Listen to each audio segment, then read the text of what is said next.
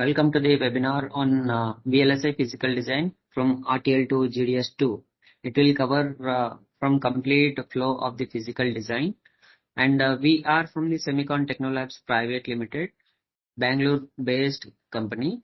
Head office is located in the Bangalore, and it's located in the Hyderabad and US also. So here in our company in Semicon Technolabs, it's in a VLSI based services company and providing trainings also.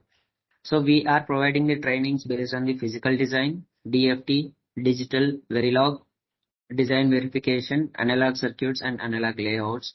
So, and also we will provide the internships, placement opportunities also.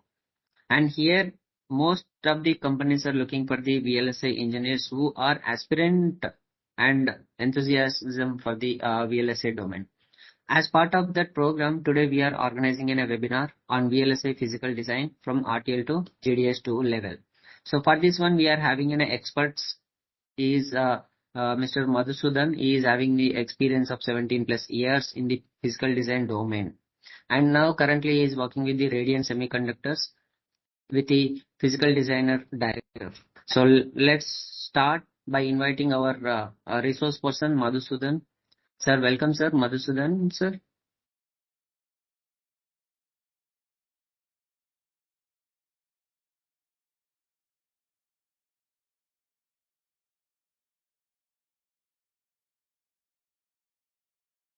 Hi, Amada. Hi, everyone. Yeah, hi. Yeah, today we are here to go by this webinar, this VLSI Physical Design webinar. We cover actually at Radiant Semi from RTL to GDSII.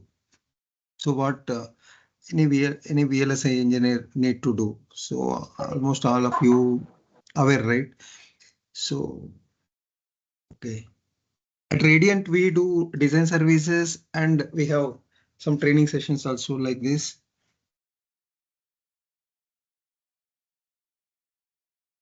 Basically, we will be managing physical design demo only today. Yeah, that is our crucial thing. Okay. So basically, we are going to cover in this session introduction to physical design and about VLSI flow and semiconductor manufacturing process and physical design. That is a course what we are going to deal here. And the content, what are the EDA tools we are using. And then last we'll go to Q&A and summary. Yeah, basically in this content, mainly our course will decide on this step number 4.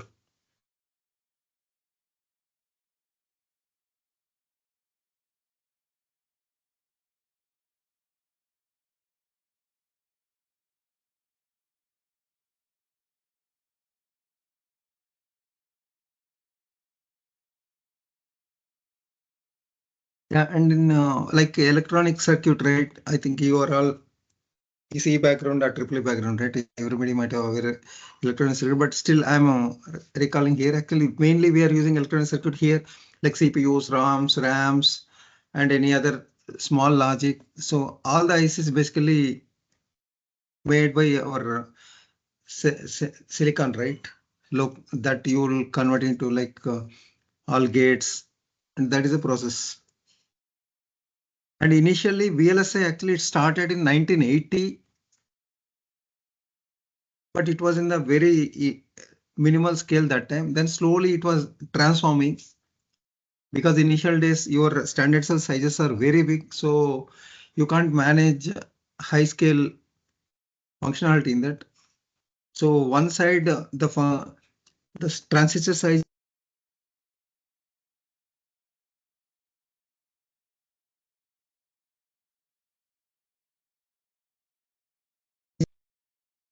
Hello.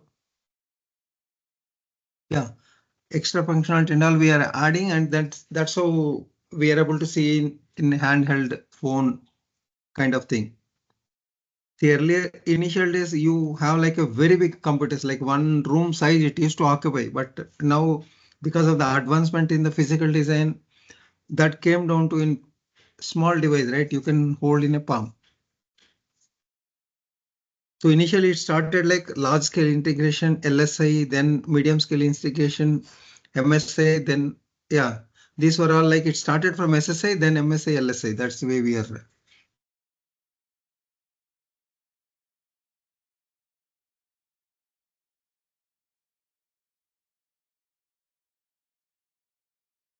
You can see the picture.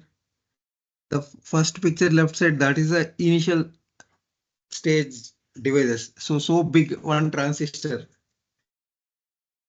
But now in the palm itself, we are able to hold billions of transistors in one device. So because of that miniature of this transistor size, we are able to see today so many devices. And now this even AI advancement, whatever that and all is happening because of the advancement in the semiconductor. If semiconductor can't handle that kind of speeds and performance, no AI.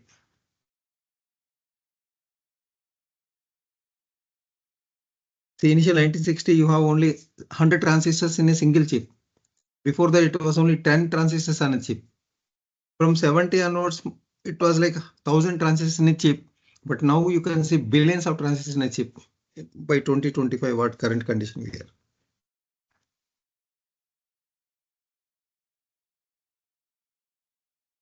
You can see the picture. In this picture, how it's a human hair is 75 micron, but nanometer, if you see how small it is, that is 16 nanometer, this picture, what you are seeing. But current advancements, even 2 nanometer, 1 nanometer, that can be still smaller than that. So with that hair size, you can keep like millions of transistors in a device. So because of that advancement, we are able to see all great devices today. If you see the journey, right, like a brief history, it started initially in 1950 with the first transistor by Texas Instruments. Then later 1960 slowly started like IC level, 10 transistors.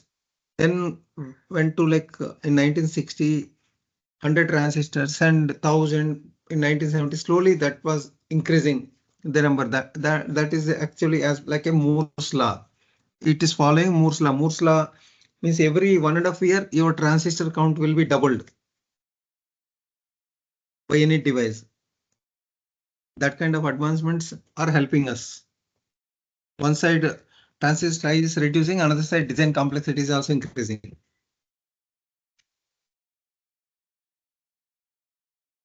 You can see this is the Moore's law. What I see here, you can see in the picture, right? Like left side picture 128 megabytes, and right side picture is 128 gigabytes. That means almost 1,000 times extra capacity, but on the same size of the chip.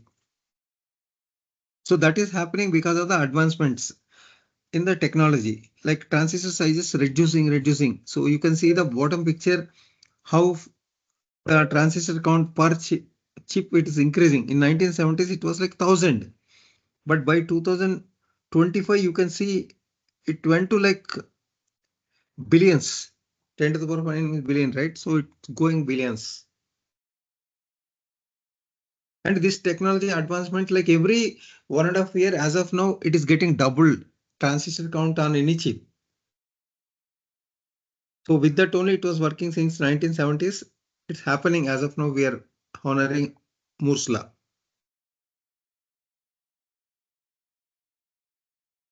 And this picture, if you see, that's called wafer.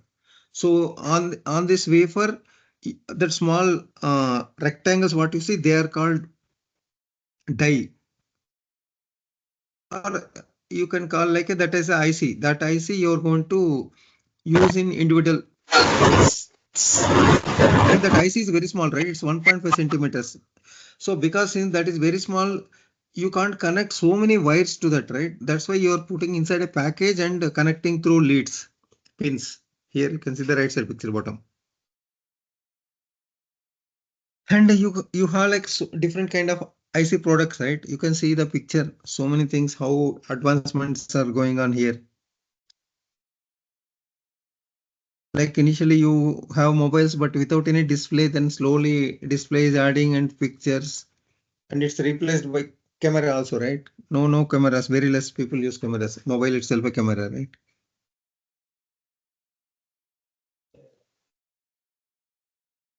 Yeah, it can be used for any applications.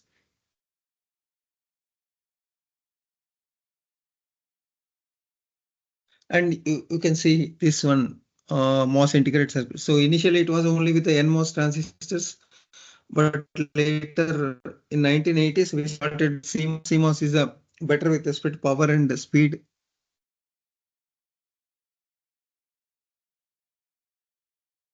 Still we go by CMOS.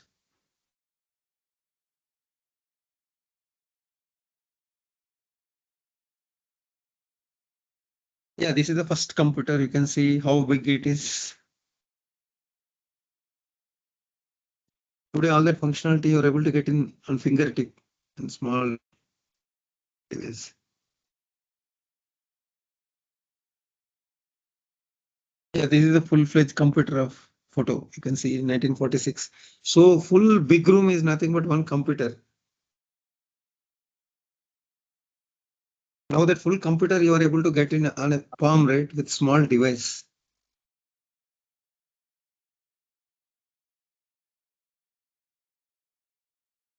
And you can see example Intel processor sizes. Initially it was like 386 processor. It was 1.5 micron. Slowly it came down to Pentium and now see here, if you see the initial, it was like 386 processor. So every few years the advancements were going on. Like next 486, then Pentium is 586, like that Pro processors, all that advancements we are today. And mainly whatever the manufacturer we call that is arithmetic channel length, particular channel length, the device.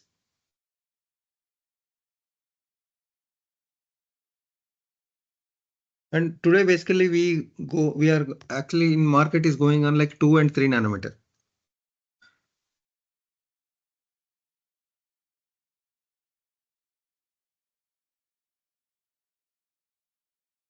So next slide, everybody is able to see FinFETs. Yes, sir. Okay. Yeah, this is like a initial MOSFET left side picture, but after advancements, it was moved to 3D FinFET. 3D FinFET is better for power, timing. Yeah, all the performance we are getting. So move to FinFET actually.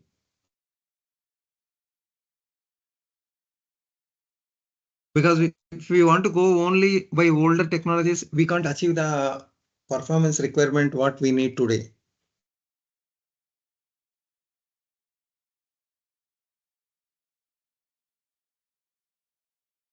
Okay, next, the VLSI companies. So these are all the companies we have in the market. Like each company is specialized in their domains. Like if you see on the top, ST Micro, Intel, Synopsys. Yeah, Synopsys is basically ADA vendor and IP vendor.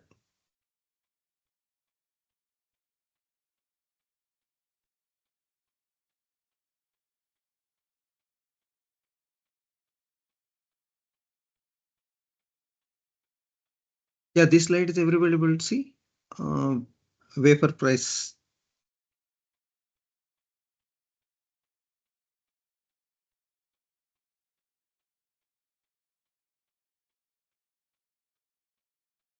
Yes, sir. Okay. Yeah. So this is basically like a wafer price. Earlier I showed one big thing, right? Like all the small ICs are in that is fully is called wafer. That wafer cost when it was 90 nanometer, it's costing around $1,600. But now when you come to 2 nanometer, it is $25,000. So the price also increasing, but along with that, your chip size is reducing because your transistor is coming down, right? So because of that, even though the wafer price is increasing, our electronic devices costs are not increasing so much. See, if you take today laptop 25 30K, you will get basic laptop. When 90 nanometer time you want that similar kind of laptop, even the wafer price was less. That time laptop used to cost 1.5 lakh. Yeah, mainly the reduction of transistor size is helping.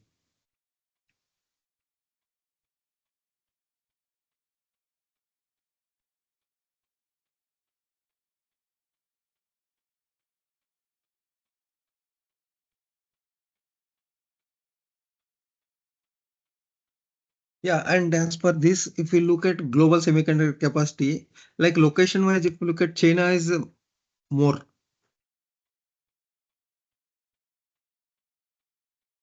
365%. Next comes under US.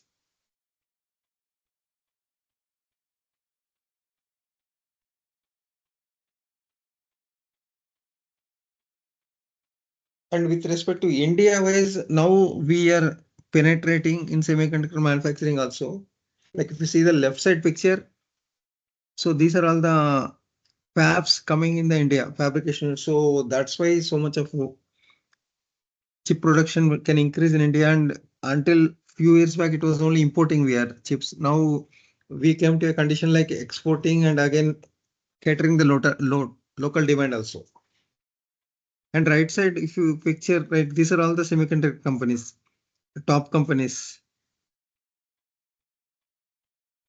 NVIDIA is top. Next TSMC. That way, if you see right to left, this is the order companies.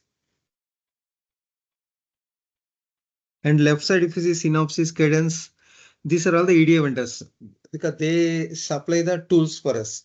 Even though whatever the design we have, we need some tools to convert to the gates, right?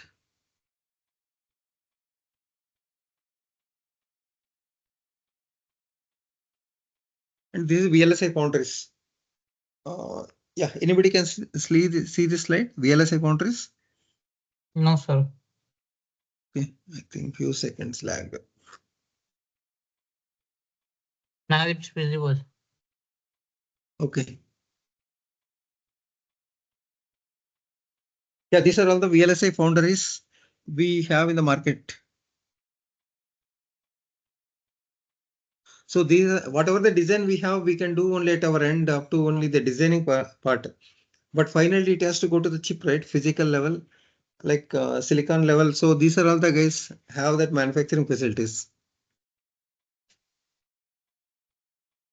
And in this top right down, if you see tower semiconductor, that is in India, it is happening now.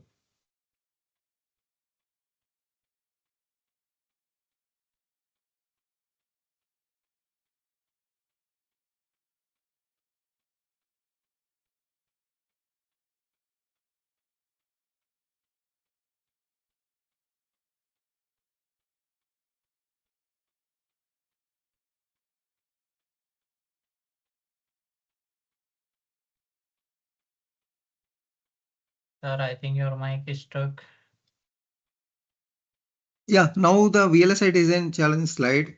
So if we go the goal, right now, main goal for VLSI physical design side is like complexity is increasing and at the same time shorter times. Like concept to silicon, it is coming down nowadays. Earlier it was like 3 to 4 years, but now it has come down to less than a year. So if they start some concept in January, by December, you are able to see the chip. Yeah, that's all happening because of advancements in EDA.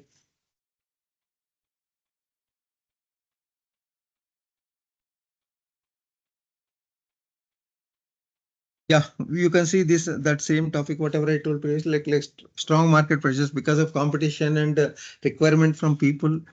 The design window size is reducing. That's what we call time to market.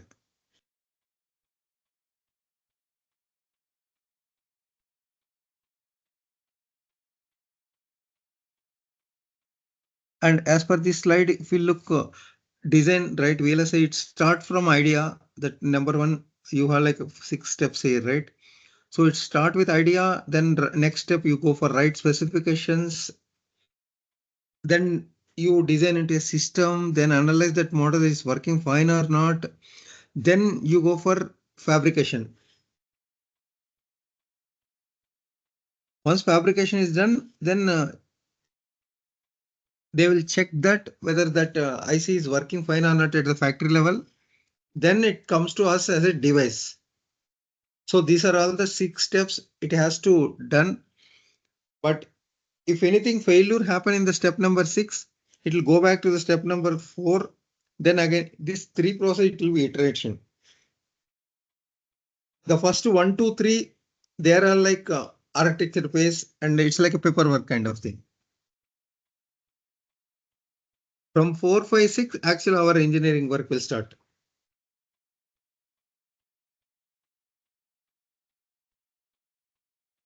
And you can see here, these are all several chips in the market. What we see like a Intel Core, that NVIDIA graphics chip. Yeah, these are all functionalities coming into this small chip. You can see Core 2 Duo Intel. That whole processing power is came down to single chip. Earlier it was in a big room and big board.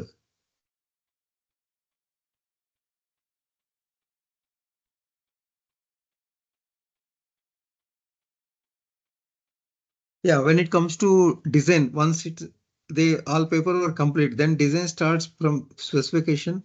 So you write a code, everybody can see this, right? This design and analysis slide.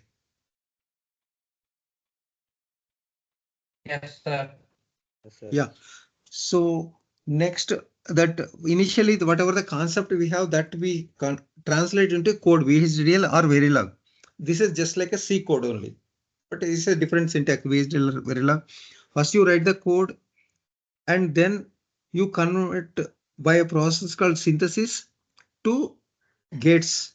This left side VHDL Verilog, there's only language, that is a behavioral language. There you don't write into like a AND gate, OR gate. That is very tedious process, writing AND gate, OR gate.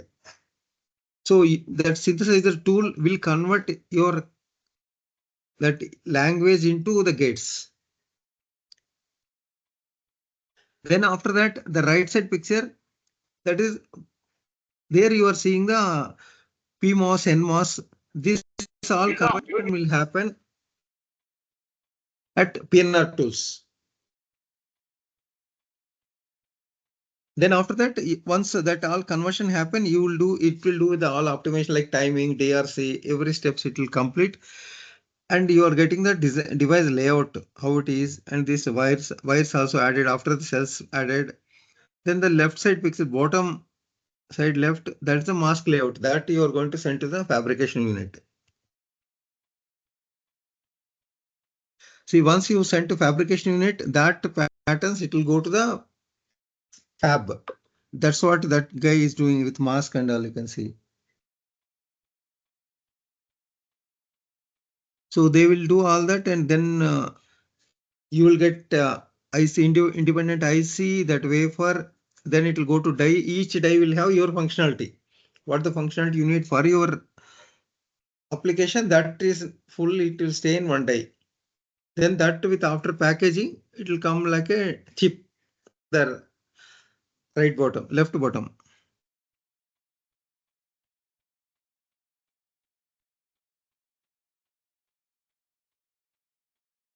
Yeah, you can see this core to do that chip, whatever is there first. The on right top you are seeing that is how it is working and all that waveforms you can see there. And that will be the it's on the board, right? There when it comes to board, it's a very small part.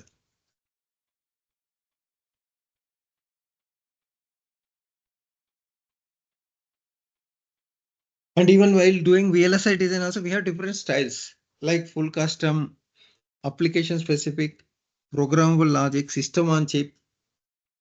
Like whichever the mode, it's based on your requirement. We can choose all these models. But for all these 4 functionality wise, it will be similar, but depend upon application, you choose which you want. Like if you go system on chip in the bottom, so whole functionality like will be coming on single chip. It will not have so many small chips on the board. All chips will come into single board, and that you will be using.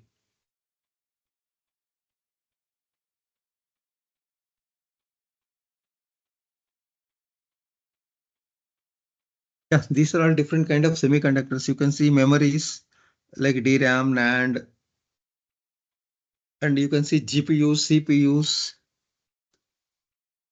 pure analog and power ICs, R6, FPGAs, SOCs. Yeah, these are all different kind. But once we learn one work, it will be easy to mold one or another in this. One, you should become expertise first. And this is a semiconductor value chain. So here, if you look at, see the left side, the few companies are working on designs, and for the designs, the Synopsys and Cadence will supply the tools. And for the design, some IPs, every company can't manufacture each IP. It will time consuming because our design cycles are coming down, right? So you can't go and design every block. If it is already available in the market, those things you buy it and reuse. That is just like you want to construct a house, you will not try to manufacture cement and iron, right? You buy all those things and try to construct. That same way these guys, IP vendors. And in the bottom, you can see fabulous design companies like AMD, Nvidia, MediaTek, Apple, Broadcom. These guys don't have any fabs. Fabs means factories in our in correct language if it go. So they will not have anything. They will only design the chips. They will design the chips and they will send to the fabs like TSMC, Intel, Samsung. These guys operate fabs.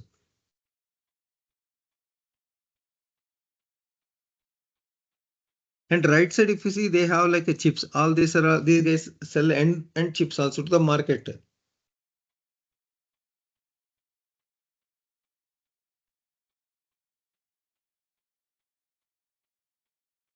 Yeah, this slide, if you go and see, it is like, see, initially it was like a dual in package in 1970s. Slowly it was increasing. By 1990, it came down to BGA. And in 2000s, it started QFN, SIP. And by 2010, 20s, now we can see 3D ICs. 3D IC is nothing but on single die, you have maximum limitation. I was telling, right? Every 1.5 year, it will be double. Now that limitation is crossed. That's why all the full functionality you can't keep in one single die. So we keep our functionalities in different dies, but all these dies will come under single package. And there it will be like a different types like 2D IC, 3D IC. 2D IC means like different dies will be on the same planar. If you go for 3D IC, some will be like first level, next will be second level, like a stairs.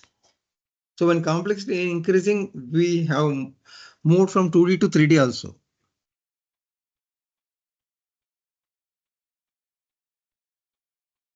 But when you move all that, engineer require work is more and they need more resources because some complexity will be adding, right?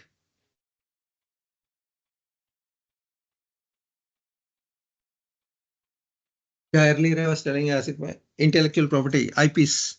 So few companies like ARM, Synopsys, these guys sell IPs. So people who want that IPs, they will not design, they can buy and reuse. That will be easy and cheaper also. One is cheaper, another is time also, it will be less. And you have different kind of IPs, hard IP, soft IP. Hard IP means you buy some IP, you can only use it that IP, you can't modify anything. But soft IP, you can buy that IP, you can refine it at your end based on your any customization required. So depend upon your need, you want to do some customization, means you go for soft IP and do it. You don't have any customization requirement, just go for hard IP.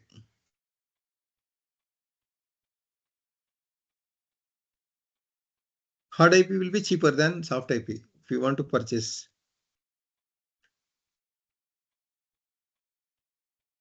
And once your design complete at your end, then all PNR complete, synthesis, everything, all steps complete, then you have to go for manufacturing, right? So there you have these kind of steps. You have wafer manufacturing, oxidation, photolithography, etching process. Yeah, these are all mostly I think you people would have covered in MTech, but BTech means it might not have covered, but we will cover everything actually. So it will have wafer, oxidation, photo etching. I will show detail in the next picture. This is better. The 8 steps you have. Yeah, this is those steps in detail. Like first step is the wafer. You have to manufacture the wafer. Then that wafer you have to do through oxidation process and get it. Then after that, next step you go for photolithography. Then after photolithography, you go for etching process. Whichever the parts not required in that photolithography, those you will remove it out. Actually, then you will get the actual part, actual required part.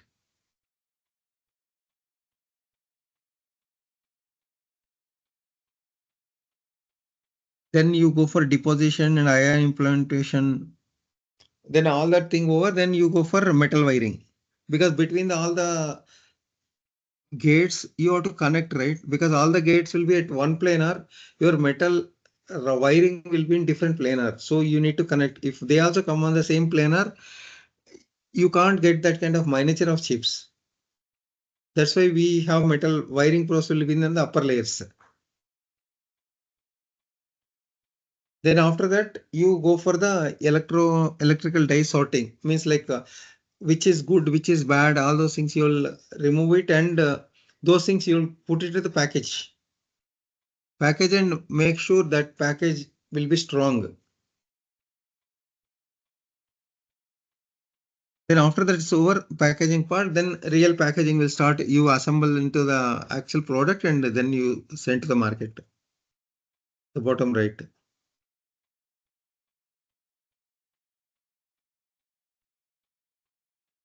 And this is the wafer I showed earlier example, right? Initial. So these are all small square boxes. That is each die. But when they're manufacturing each die, they'll manufacture same time. So that means all these chips will be manufactured at single time. But when they grade, right? So each die, when they check for functionality, how it is working and all, if you look center part, you will have more yield. When you go exterior to the center, means our boundary of that, if you look at, that will have less yield. Yield is nothing but if they manufacture 100 chips. So out of 100, low yield means it may be like 30 out of 100 chips will be good, 70 will be bad. So that 70 they will throw out. And highest yield means in the center part, you will have more possibility of good chips. Like out of 100, it can be 90 also good. That remaining 10, they will throw out. So that yield is very important. If yield is low, then that whatever the chips go for waste, that cost also will come onto the good chips, right? When you are selling. So that's why yield is very, very important step.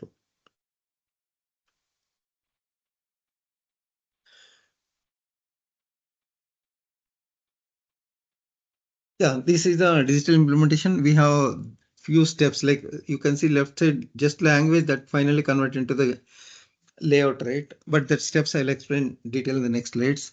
But these are the steps.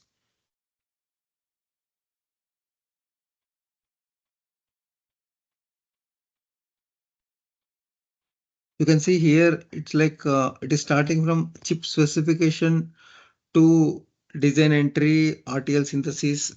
Like you go through all these steps 1 to 11, then only your chip completes at our level. Then once we complete GDS2, we give to the fab, they manufacture the chip. So this all process now at current condition, it is taking 8 to 9 months. In the previous years, it used to take 3 to 4 years, these steps. Now, because of the advancement in tools, we are able to achieve. And again, processing power is also more, right? Nowadays, earlier CPUs are very slow. It takes more time to run a job. Now it is faster, right? From that side also.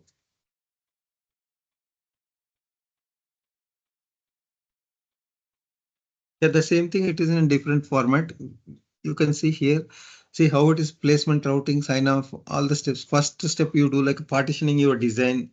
If design is very big, same person can't design, right? So people has to split it actually. Okay, big functionality you split into some 10 parts example. So each part will be handled by different person. Then again that each block you'll have like a few standard cells and few memories, different kind of things like soft IPs, hard IPs, everything will be there. So you in the floor planning step, you divide it. You divide all the steps and as per that you proceed to next step. So if you see the second box, there's a floor planning box.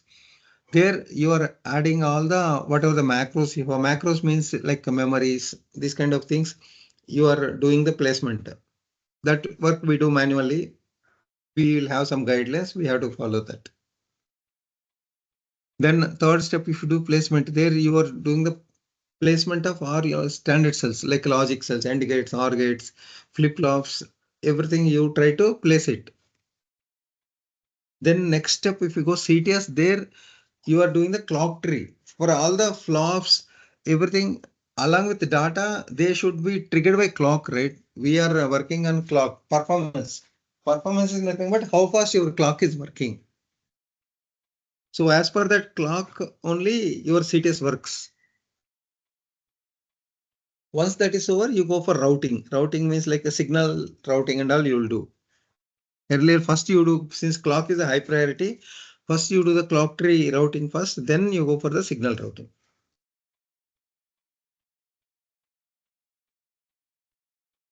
Once all these steps over at PNR level, then PNR engineer will be doing the sign off steps. Sign off is nothing but whatever you have done is correct or wrong, you are going to verify it.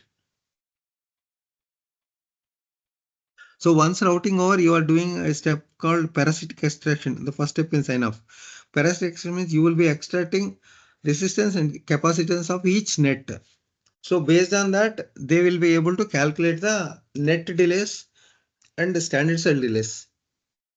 And once these two can get arrived, they will be able to calculate your design and your paths are meeting your timing or not. Whatever assume we call in the market like 2 gigahertz, 3 gigahertz, right? See, 2 gigahertz means it's like a 500 picoseconds, half ns.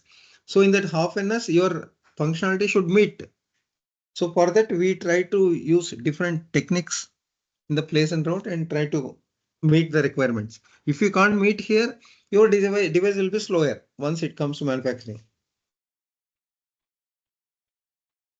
Then after that, you do physical verification. Physical verification, you will try to check whether all the cells are manufactured correctly or not. Here, when we embed here in the design, it is correct or not. All that manufacturing will check. Then formal verification. In formal verification, it's like a equivalency checking. Like each step, you are doing some manual steps, right? So before starting the step, after end of the step, these two steps are matching or not functionality wise. You are going to check with the formal verification. Then next step, you do static timing analysis. So there you are going to check your path is meeting your clock requirement or not. Your clock means example 2ns as we told, if it is meeting in 500 PS or not. If it's not meeting, it will report you. Then you have to use few techniques to resolve the timing issues and finally you should be able to get that 500 picoseconds timing. If they can't meet 500, if it goes to 600 picoseconds, that means your device will be slower. Was the device slower? You can't sell the chip with their high price, right? So you have to work hard here and to get it done. Then after that, in the bottom one, you can see power analysis, IR drop analysis. So what do you mean by power analysis? Means like your chip, you will have some requirement like mobile. If you see, if you buy some mobile or laptop, they will tell laptop, okay, it will work for 6 hours standby time. If you can't do proper PNR here, that standby time can be come down from 6 hours to 2 hours also. Then who will buy your device? So who will sell for 6 hours battery life? They will only buy them. So that way you have all these targets, power analysis you do, and if you're not meeting target, then you have to go back and adjust some settings and then you come back. And IR drop analysis. IR drop analysis means like even though total full chip requirement, assume full chip requirement is like a 1 watt. But at certain area, you will have some limitation. It can't go above that actually drop. So all those things you try to check. If drop is more drop, why do you get drop? Because your network is a resistance, right? So the power is starting from somewhere of the chip. One side, assume left side top. Your power port is there. So it comes to by the right side. It travels through metal, right? So when it travels through metal, I think everybody is aware resistance, right? So through resistance, your power is coming down. So by the time it reach your cell, it get required power or not. That you will be checking through air trap analysis.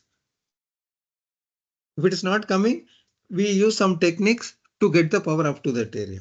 So that all the things we can do at the PNR level. Yeah, if you see nutshell, these are all the steps we do at PNR.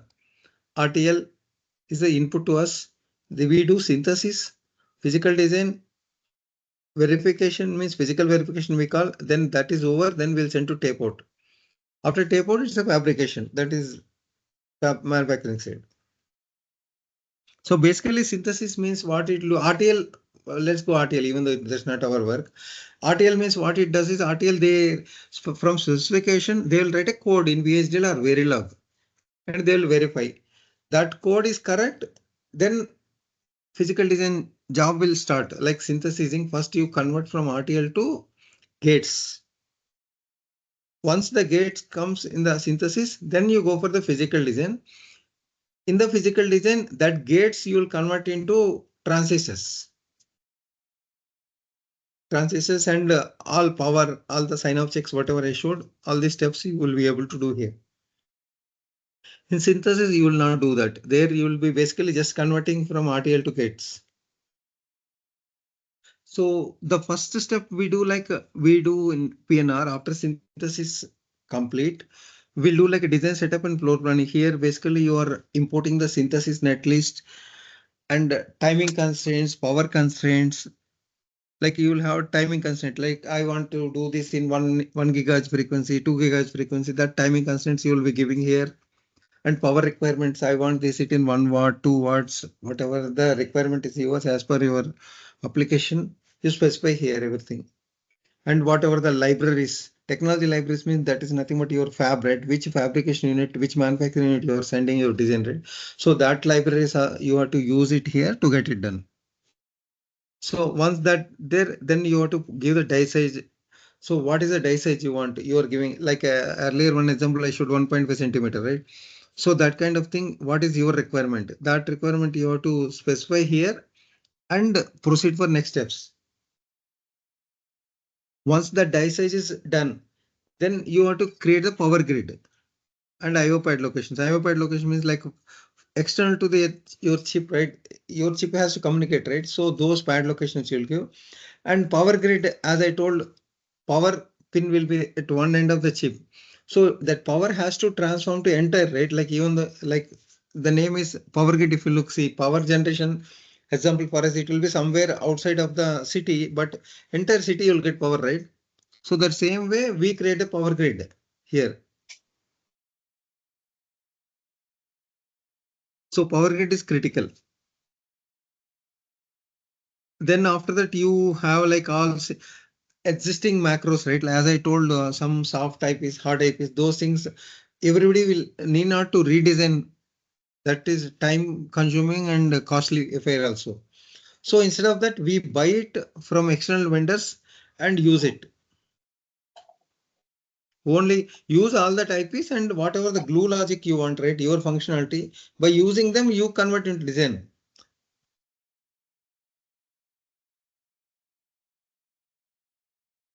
It's just like in breadboard, how it will happen in labs, you see, you get all the components and connect, right, to get your functionality. So that is small example. So you get components and do it. But here, bigger examples, you get some functionalities and use it. Instead of doing like every step one by one yourself.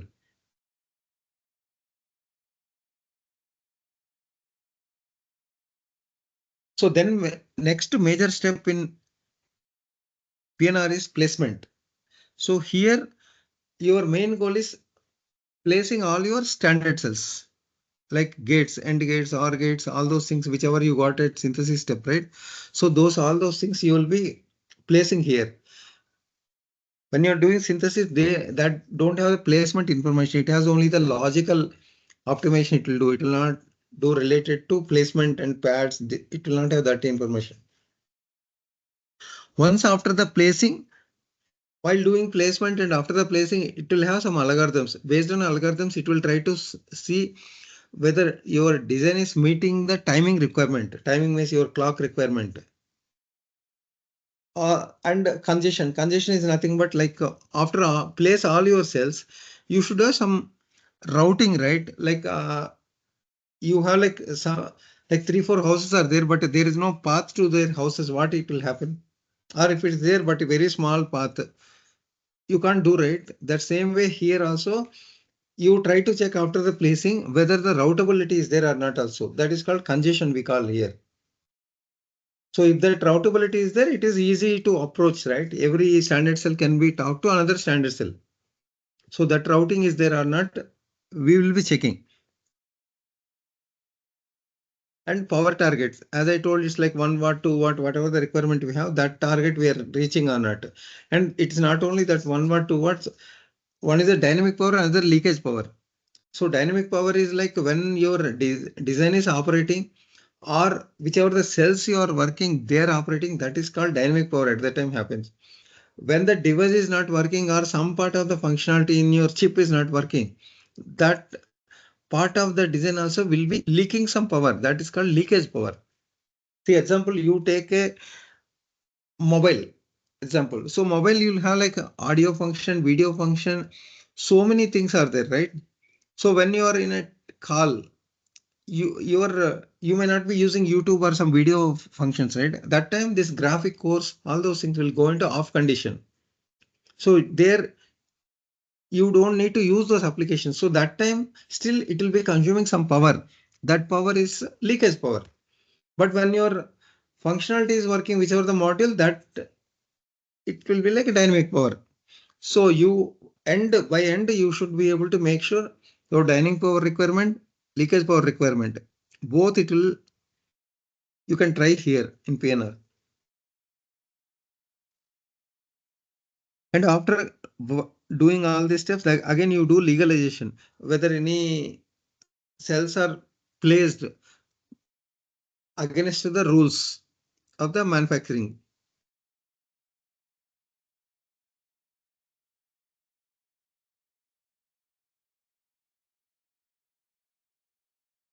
Then you go for routing. So routing means here you have 2 steps. First is the global routing, next is the detailed routing. Global routing is nothing but first you virtually assume that, okay, if I have route in this direction, okay, it will be good. If not other direction, it will be good. That all assumptions it will do. Then it, as per that routing, it will adjust the placement. If route is not there in that route, then what is the use of keeping standard cell in that area?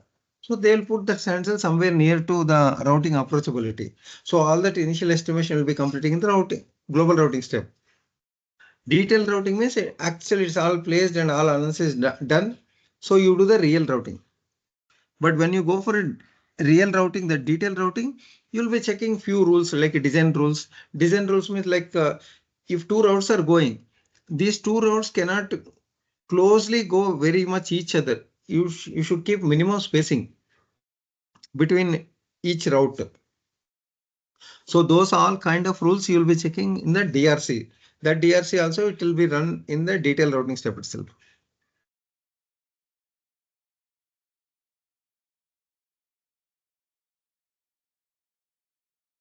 Then we go for the timing closure. After even though it is manufacturing checks, all that is good, but timing is also very important. Without timing, your device won't run faster, right? As per your requirement. So we go for the STA in the end. So STA basically it will do here, it will meet all the performance or not, your meeting or not. You try to cross check. So there basically you check for setup, hold. That is the main your steps. If that is passed, then STA wise is done. But when it is not done, you try different kind of techniques. Like you see second box, violation fixing. So you use few techniques like cell sizing, buffer insertion, wire lengthening, shortening, all depend upon your violation. You try to change your technique. And sometimes when you're fixing one kind of set of violation, it may cause hold. So all those things you have to figure out any mutually failing. Then while doing that, along with this timing DRC, power is also important to us, right? So you go for power optimization. There you use different techniques like multi-VT and clock gating, different kind of things. The clock is very important. Clock consume more power because clock triggers in every clock cycle 2 times, right? Rising, falling, rising, falling. So clock is like a 200% toggling. Data at least based on need only it will trigger. That's why clock power is more important. So whichever the module or sub module is not going to trigger in the any moment, we apply some technique called clock gating to reduce dynamic power.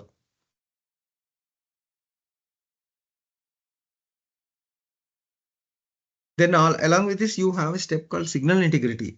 In the signal integrity, it will be basically checking when two nets, I told, right, you have to maintain two nets, some spacing, all those things. Otherwise, you'll have manufacturing issues. Along with manufacturing issues, here in timing related, you have signal integrity issues.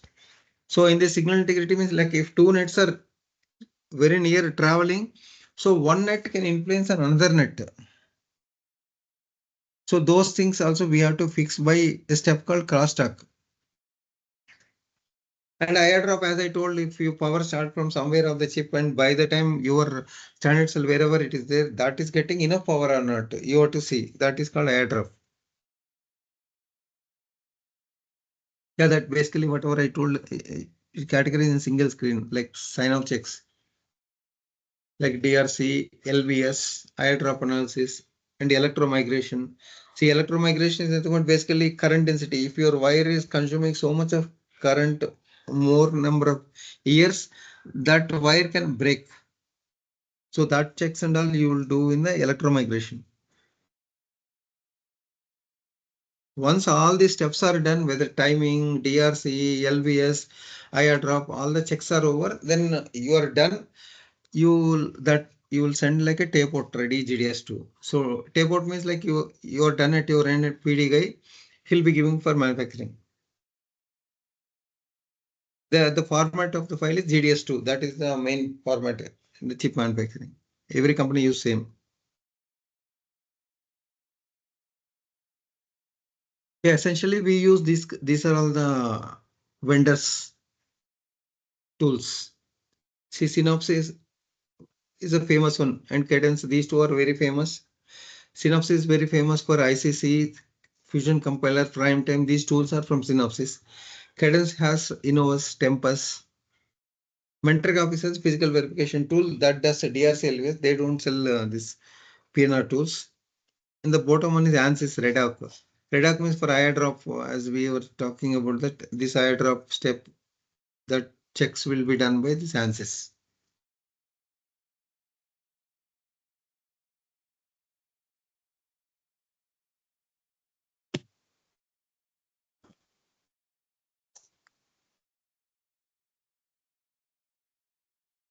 Yeah, whatever we need for physical design, all the steps I explained, right, we can explore here.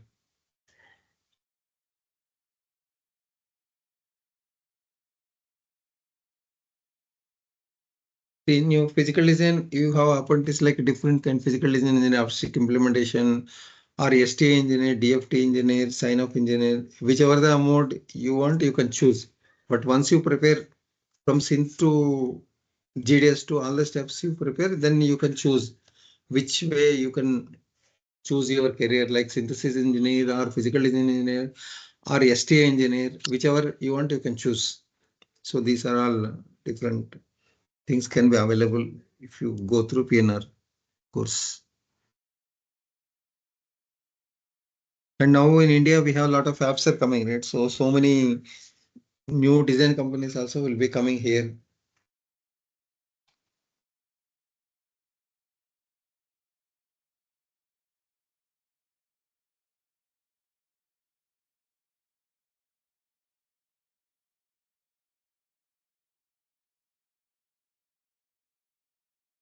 Yeah, basically this is the synopsis tool part. Whatever we do from RTL, right? This is the way it will be finally your design.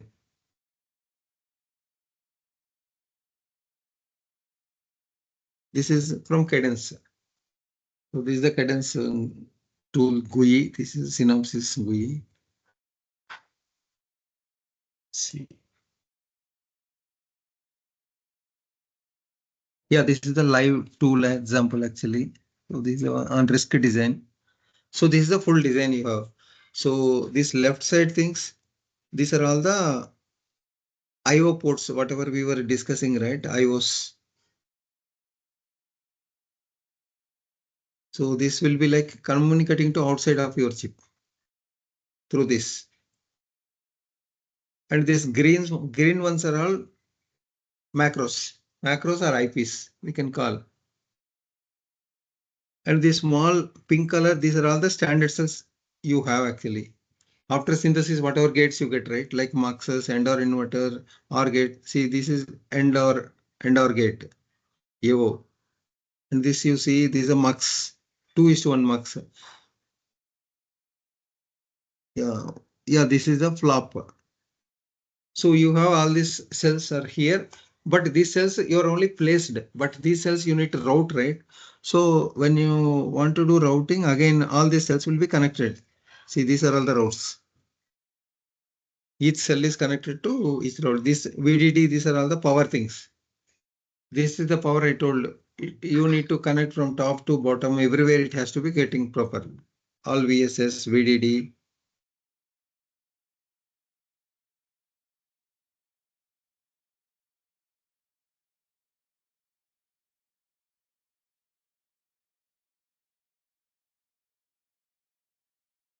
Yeah, this is the main thing in the market. We use Synopsys only, Synopsys and Cadence.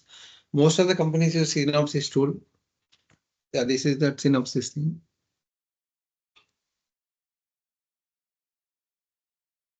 And see, when you done your job slow, like you need to cross check it whether it is working fine or not, timing is there or not.